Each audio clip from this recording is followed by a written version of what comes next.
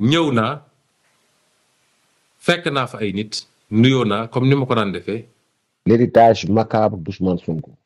Entre 2021 et 2024, le Sénégal a connu l'une des périodes les plus sombres de son histoire démocratique. Des manifestations violentes, des émeutes coordonnées, des affrontements sanglants entre jeunes et forces de l'ordre ont coûté la vie à au moins 87 Sénégalais.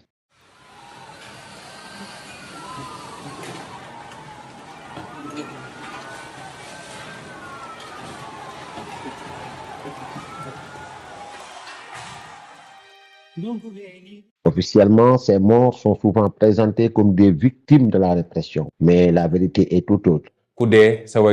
Ces morts ne sont pas le fruit d'un hasard tragique, mais le résultat direct d'une stratégie politique cynique et assumée par Ousmane Sonko. J'assume, man. Je l'assume. Je l'assume ba fu mu yem. ku ñàkk fulla ci sa bopp surtout am ndaw nga xam ne société bi soxla na la mais pas ci xeex xuloo soxna la pour la construction de la nation. say waajur soxla nañ la jur nañ la yar la toppatoo la ba nga toll ni nga toll ñu yaakaar nga war leen mën a dimbali yow amoo benn fulla sa bopp lu dul benn politicien boo xam ne ci jamono jim lay yónni pour nga xeexal ko moom doomam ma nga Canada wala États-Unis tëdd nga dem di rey sa bopp ci loolu. À l'origine du chaos, une irresponsabilité préméditée. Tout bascule en mars 2021, en pleine pandémie mondiale, alors que le Sénégal est soumis à un couvre-feu strict pour sauver des vies. jamono ji jamono xeex la jamono mu jaral la sa bakkan la jamono jooju la ñu toll. man xaw ma ko sax xaw ma ko amul kenn ku dee ci événement yi koo xam ne bal bi la rek ci force de sécurité et de défense la jóge Sénégal wax la lu yéeme nit tuum na nit sox tatelam fekk li ko rey juróom na bu nekk ci kaw moo ko rey. Ces actes de provocation sans précédent et sans commune mesure ont provoqué, avec le soutien de forces occultes identifiées, des manifestations violentes dans plusieurs quartiers de la capitale et dans d'autres localités du pays. Oh yeah, biye jambide ala kaza folenkelun tolle pareta Ziguinchor Sonko bina.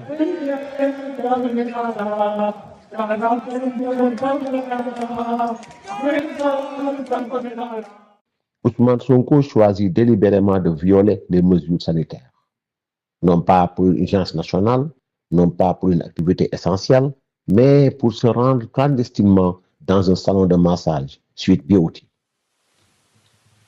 jamono jooju la ñu toll te nag dañoo tàmm di wax ni peuple sénégalais duñu peuple xeexkat wala dara jarul leen dara parce que dañoo judd ci xeex raam ci xeex ba egsi fii xeex la ñu xam. Dans des circonstances douteuses, dans un quartier populaire, au mépris total des règles et du bon sens. Et comme tout mensonge commence mal, cette affaire démarre sur une contre-vérité flagrante.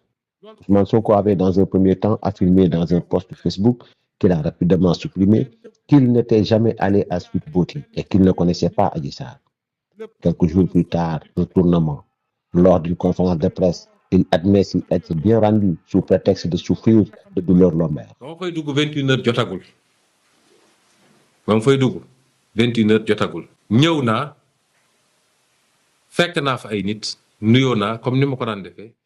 En réalité, il a menti dès le départ. Il a tenté d'effacer les traces, de brouiller les pistes, de tromper l'opinion publique comme pour préparer le terrain de la victimisation. Ce jour-là, ce n'est pas un leader politique qui agit. C'est un provocateur irresponsable. ay dil yu ay nit di def ci kaw sénégalais yi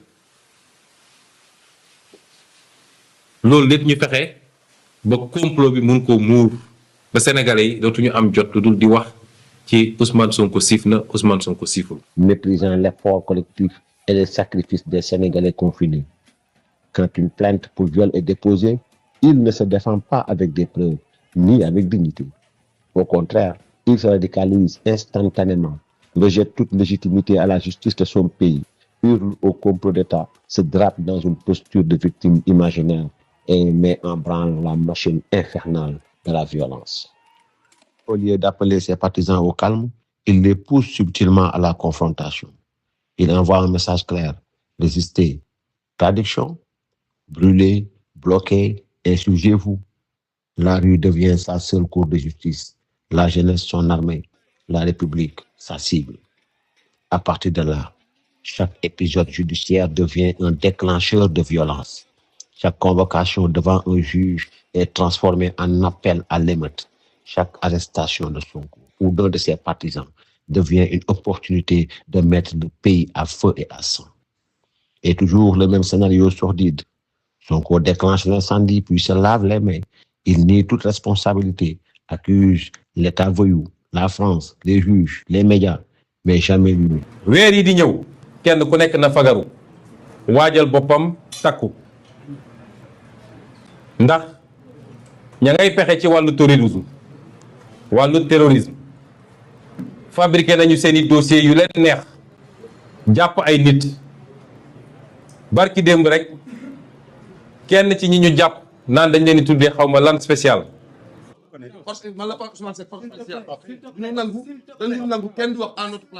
Jamais. Pire encore, pendant que les rues flambent, pendant que les jeunes tombent sous les balles, pendant que les mères enterrent leurs enfants, lui se barricade confortablement dans sa maison, poste des vidéos, se fait passer pour Mandela et surveille l'évolution des hashtags sur Twitter. Il n'y a pas eu de tentative de médiation, pas un seul mot d'apaisement, aucune prise de responsabilité, aucune compassion sincère, aucun appel au calme. Parce que Sonko n'était pas intéressé par la vérité judiciaire. Il n'était pas inquiet pour sa réputation. Il avait vu l'occasion rêvée de transformer une affaire privée honteuse en crise nationale. Il l'a fait avec sang-froid. Il a appuyé sur tous les leviers: haine sociale, frustration économique, clivages régionaux, xénophobie. Et il a déchaîné un monstre qu'il n'a jamais essayé d'arrêter. Ce n'était pas de la négligence, ce n'était pas de l'émotion. C'était une stratégie calculée, cynique, dévastatrice. Macky Sall lañ jàppale Sonko sax. Macky Sall lañ jàpp. waaw Sonko li mu def du yoon na bàyyi Macky Sall bi mu def. waaw Sonko moo ci kan sax. moo fi yàlla. waaw mooy ki laal xale bi. waaw waa ji moo ko laal nañ jàppale.